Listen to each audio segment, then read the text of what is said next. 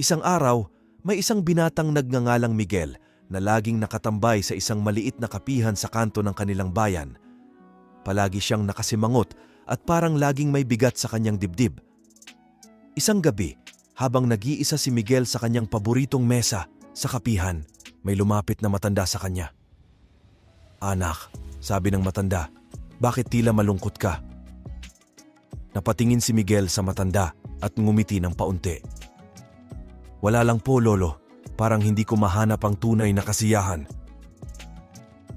Nag-angat ng kilay si Lolo at sabi, "Alam mo ba, ang tunay na kasiyahan ay hindi mo matatagpuan sa mga bagay na makikita mo sa labas.